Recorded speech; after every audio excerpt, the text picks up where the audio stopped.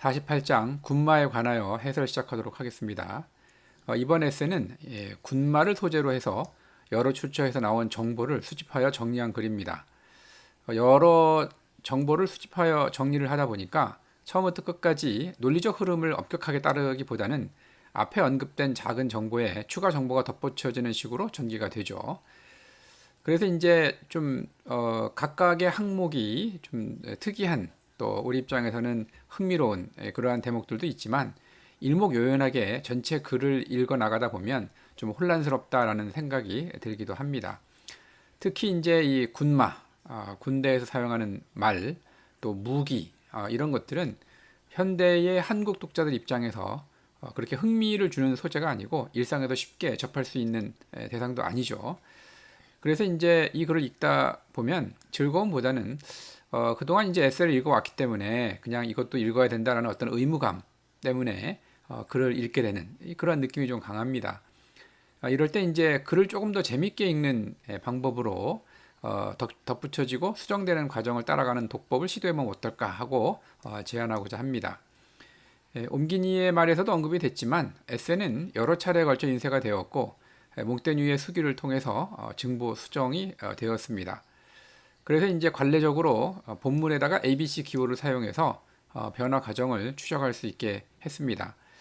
이거는 이제 그 외국의 원문을 다루고 있는 출판물이나 아니면 사이트도 마찬가지인데 시카고 대학에서 제공을 하고 있는 에세이의 판본 중에서 우리가 지금 다루고 있는 48장 같은 경우에는 맨 처음에 인쇄가 된 부분에 대해서는 이렇게 검정색 글씨로 했고, 그 다음에 나중에 가필이 된 부분, 또 추가적으로 된 부분은 이렇게 붉은색으로 표시를 해놨습니다. 이 부분은 이제 우리 번역서에는 C로 되어 있는 그러한 부분이고, 그 다음에 이제 이렇게 파란색으로 되어 있는 부분은 B라는 기호를 가지고 있는 그러한 부분을 이렇게 파란색으로 표시를 해놨습니다. 그래서 이제 이 원문 사진을 보면 이렇게 맨 처음에 인쇄가 된 상태에서 출판 그 인쇄본에 따라서 옆에다가 이런 식으로 나중에 메모를 덧붙였죠. 메모를 덧붙인 걸 갖다가 나중에 이제 출간을 할 때 요걸 수정본이라고 생각을 해서 증보하는 식으로 여러 번 출판을 했기 때문에 뭐 이 학자들 입장에서는 A, B, C를 구분을 하다 보면 몽테뉴가 맨 처음에 어떤 생각을 했고 어떻게 이제 생각이 바뀌었는지 또 이 부분에 대해서는 뭐를 더 어떤 변화를 줘서 어떤 의도로 이걸 했는지에 대해서 굉장히 이제 뭐 연구의 대상이라고 할까요? 아니면 탐구를 위한 하나의 흥미라고 할까요? 이런 걸 제공을 하고 있습니다. 하지만 이제 일반 독자들 입장에서는 그거를 ABC를 구분해 가면서 읽는다는 것이 그렇게 권장할 만하다라고 할 수는 없죠. 우리 입장에서는 이제 최종적으로 만들어진 에세이를 그냥 그 자체로 분석하고 또 읽고 이해하고 하는 것이 더 중요하기 때문에 그렇습니다. 그런데 이제 이번 에세이의 경우에는 맨 처음에 말씀을 드렸다시피 좀 내용 전개가 다른 에세이에 비해서는 조금 더 산만하다라는 느낌이 좀 강하고 하기 때문에 차라리 이걸 갖다가 ABC 기호를 좀 따져서 어떻게 이제 덧붙여지고 수정되었는지를 추적하는 것이 좀 더 재미있지 않을까. 또 에세이가 어떤 식으로 발전해 갔는지를 알 수 있는 그런 과정을 관찰할 수 있는 기회가 아닌가 그런 생각이 들어서 제안을 해봅니다. 자, 그렇다면 에세이의 기호를 구분을 따라 읽는다는 것은 어떤 의미인지 구체적으로 설명을 드리도록 하겠습니다. 먼저 A 단락만 추려서 읽고 그 다음에 다시 AB 단락을 읽고 그 다음에 기호 구분 없이 전체적으로 읽으면 A층, 그 다음 AB층, 그 다음 ABC층 이렇게 읽게 되는 거죠. 예를 들어서 A 단락만 읽는다는 의미는 맨 처음 505쪽 처음부터 읽다가 506쪽에 C, 우리 기사들이 이 말에서 저 말로부터 507페이지에 적을 알아보고 분간한다 까지를 건너뛰고 A, 카이사르와 대폼페이우스는 다른 뛰어난 자질도 많이 지녔지만을 이어서 읽어나가는 식입니다. 이렇게 하면 처음 출간했을 때 몽테뉴가 발표한 글의 층이 보이죠. 맨 아래층, 그러니까 맨 처음 출간했을 때의 글은 505페이지부터 시작을 해서 513쪽 하단까지입니다. 전체적으로 분석을 해보면 앞부분은 원래 출간한 글에 중간중간에 삽입한 내용들이 좀 있다가 513페이지부터 518쪽까지는 수정을 통해서 증보된 내용이 줄을 이루고 있다는 것을 알 수가 있게 됩니다. 자, 그래서 이제 A층을 기준으로 내용을 정리를 해보면 먼저 몽테뉴는 이제 군무와 관련된 표현을 살펴보죠. 군무와 관련된 라틴어 표현을 정리하고 전속력으로 달리도록 훈련시킨 말을 데술 투리우스 에코스라고 불렀으며 로마 귀족이나 누미디아 기마병들 같은 경우에는 말을 옮겨 타면서 전투에 임했다 이렇게 이제 설명을 했죠. 그러면서 이제 승마술에 대한 이야기가 자연스럽게 나오니까 승마술에 관해서 주목한 인물로 카이사르와 알렉산드로스가 있다 이런 얘기를 했고 이 두 사람의 공통점은 이들만이 다룰 수 있는 말이 있었는데 그 말이 죽었을 때 도시명과 동상으로 기념을 했다 이런 얘기를 끄집어냈죠. 이어서 이제 승마라는 주제를 다루는 부분에서는 승마는 이제 건강을 지키는 방법이고 그러니까 일종의 스포츠죠. 자유인의 표지이고 또 과거 전투에서 하마를 명하는 이유는 명예와 생명같이 소중한 것을 본인의 힘과 용기에 메어두기 위함이다. 이런 나름대로 이 무기에 대한 자신의 견해를 설명하고 있습니다. 중간에 이제 이 무기에 대해서는 자기가 기회를 내서 현대의 무기와 고대의 무기를 한번 비교해 설명을 하겠다라고 하는 부분이 있는데 뭐 일설에 따르자면 실제로 이제 그 글을 썼다고 합니다. 이제 그 에세이를 준비를 했는데 아마 그 하인이 그 에세이의 그 원고를 갖다가 어떤 뭐 부당한 목적으로 좀 훔쳐가서 그 원고가 이제 없어져고 그걸 뭐 다시 찾고 하는 과정이 있었기 때문에 이제 그러는 과정에서 이제 원고를 잃어버리다 보니까 다시 이제 그걸 쓰려고 하니까 너무나 좀 뭐랄까요 좀 열의가 좀 빠져서 그 글을 더 제작성하지 않았다 이런 설이 있습니다. 그래서 이제 여기에 자기가 무기에 대해서 설명을 하겠다라고 얘기해놓고 실제로 에세이에 그러한 내용을 다루고 있지 않은 그 이면에는 그러한 사정이 있다라는 뭐 전해오는 그런 에피소드가 있긴 합니다만 어쨌든 무기에 대해서 굉장히 몽테뉴 자체도 관심을 갖고 있었기 때문에 여기서 이제 말에 대한 이야기를 하면서 말을 타면서 그 전투를 하지 않고 말에서 내려서 전투를 하는 이유는 이 말이라는 것도 완벽하게 자기가 컨트롤할 수 있는 그런 무기가 아니기 때문에 자신의 힘과 용기에만 메어둘 수 있는 무기. 그래서 이제 칼 같은 걸 가지고 싸우는 것이 가장 확실하고 좀 뭐 진정한 용기를 보여주는 거다라는 식으로 설명을 하고 있죠. 그런 면에서 보면은 이제 그 당시에 이제 사용이 되기 시작을 했던 총과 총알보다는 좀 더 본인의 칼끝해진 칼이 훨씬 더 효과적이다라는 나름대로 무기에 대한 자기의 철학을 이야기하고 있기도 합니다. 끝에는 이제 말에 관련된 문헌에서 주목할 사례로 작가 3명을 소개를 하고 있죠. 몽스트를레 같은 사람의 피에르 폴 선생의 특별한 앉음새와 가스코뉴인들의 승마술에 대한 이야기, 카이사르의 기록들, 그리고 게바라라는 사람의 서간집을 통해서 이 말과 관련된 그러한 정보들을 간략하게 소개를 하고 있습니다. 자, 여기까지가 이제 몽테뉴가 발표한 글의 전부죠. 몇 년 후에 이제 그는 내용을 추가적으로 병렬적으로 덧붙이는데 그러면서 이제 비교적 흐름이 좀 소박했던 에세가 군마라는 하나의 주제로 여러 에피소드가 들어가 있긴 하지만 맨 처음에 쓰여진 글보다는 조금 논리가 좀 산만해지는 그러한 결과를 낳았다라는 생각이 듭니다. 예를 들어서 이제 말 2마리를 한꺼번에 운영하면서 격전 중에 바꿔 탄다는 설명이 이제 506쪽 처음인데 덧붙여진 부분은 이제 리비우스의 글 로마사에 나오는 글이죠.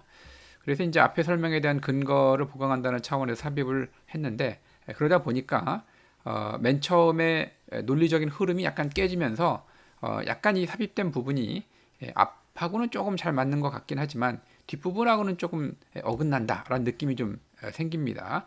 그래서 이제 이런 부분이 좀 약간 독법에 좀 약간 부담을 준다라는 생각이 좀 들긴 드는데 물론 이제 어디까지나 이건 뭐 제 개인적인 해석입니다.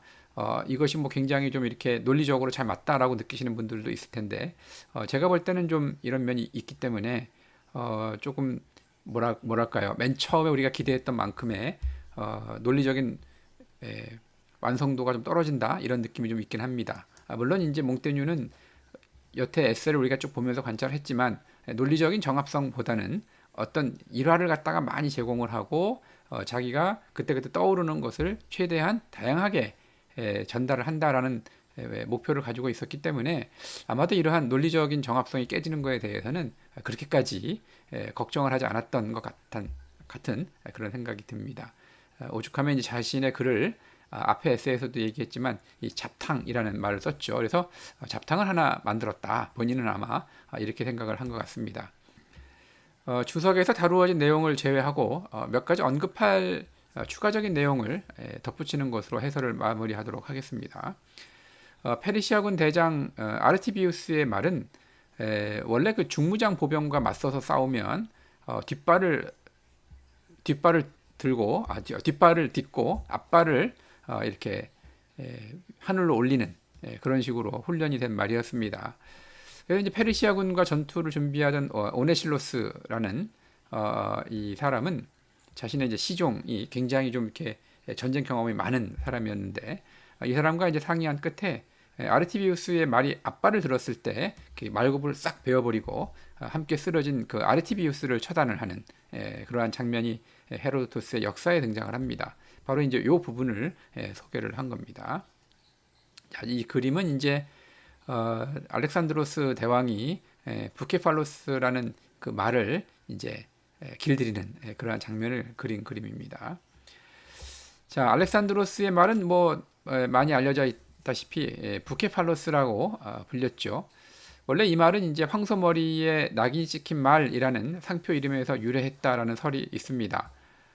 그래서 이제 당시에 그 나름대로 그 말을 갖다가 등급을 매기는데 그 브랜딩하는 하나의 기호로서 황소머리 낙인이 있었는데 거기서부터 이제 이 말 이름이 나왔다라는 설이 하나 있고 또 실제로 이 부케팔로스라는 그 말의 모양새 자체가 머리 모양 자체가 좀 황소를 닮았다라는 그런 설명이 있습니다.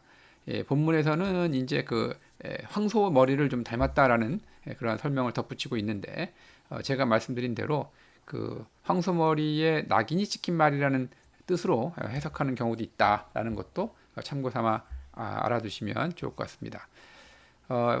역사의 그 기록에 따르자면 이 알렉산드로스는 이제 말이 죽으니까 그 말이 이제 죽은 거를 갖다가 굉장히 애통하게 생각을 해서 이 부케팔로스라는 도시를 세웠다 이렇게 이제 합니다.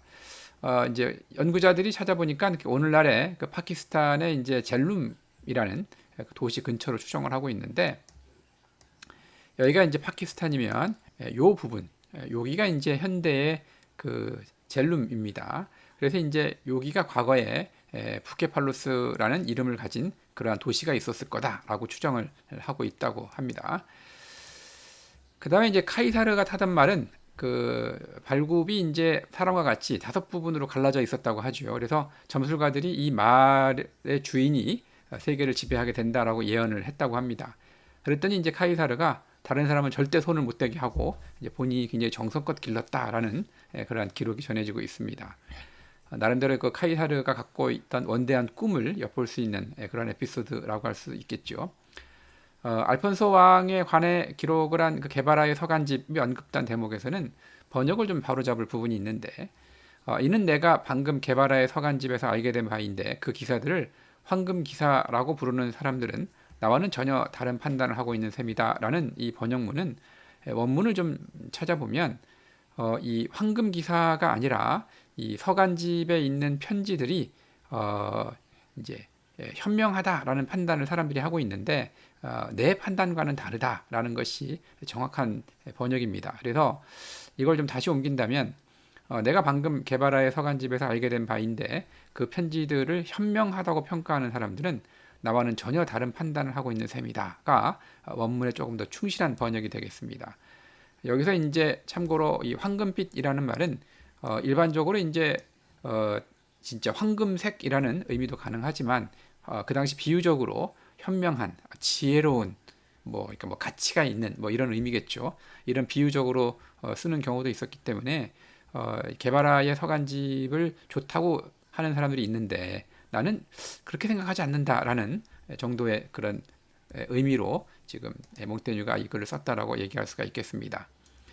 자, 그래서 이제 이 군마에 관하여라는 에세는 군대에서 사용하는 말에 관한 그러한 주제를 다루고 있는데 몽테뉴의 에세에서 이 군대, 또 군사, 또 전투, 무기에 관한 그런 소재를 다루고 있는 에세들이 많이 있는데 그 중에 이제 하나이고 또 어떤 논리적인 흐름을 강하게 쫓아가기보다는 어떤 해당 주제에 대해서 여러 가지 사실을 이렇게 수집을 하는 그러한 형태의 글이라는 걸 우리가 다시 한번 정리를 하면서 이번 에세 해설을 마치도록 하겠습니다.